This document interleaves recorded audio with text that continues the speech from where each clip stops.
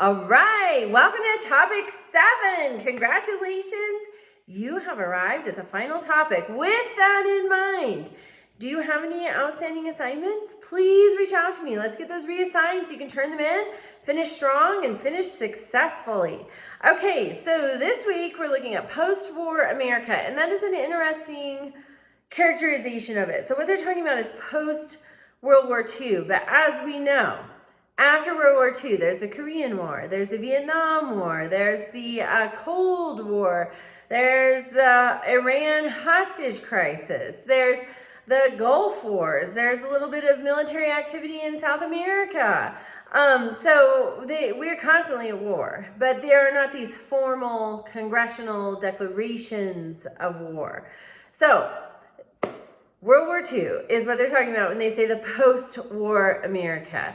So your first discussion response is comparing Martin Luther King Jr. with another civil rights leader and just what were their successes, what were their accomplishments, what were their challenges. They had some in common, I'm sure, and some differences. Then your second discussion looks at globalization and technology in the 1990s and how that really impacted politics. Then your assignment, you're picking a post-war America character to study. Make sure that you pay attention to that word count.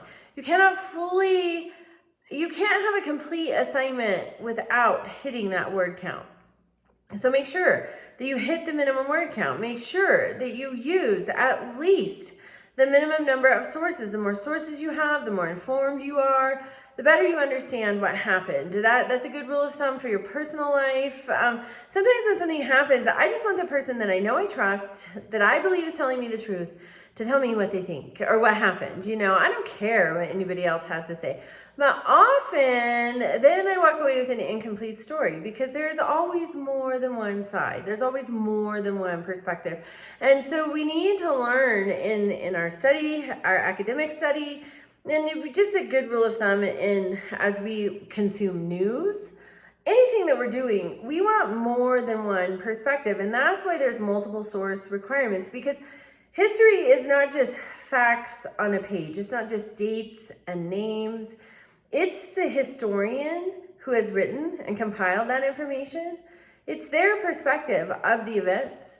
We all have bias, everybody. And every time that we consume information, it has to filter through all of our past experiences, all of our internal bias.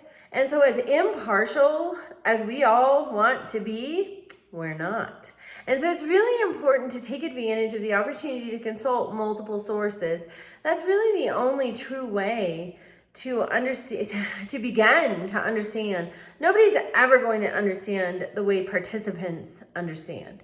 But the more information we can get from a greater number of sources, the better our perspective is going to be and the more accurate our understanding. So that's my plug. All right. Also try, if you can, to have everything in by midnight Sunday.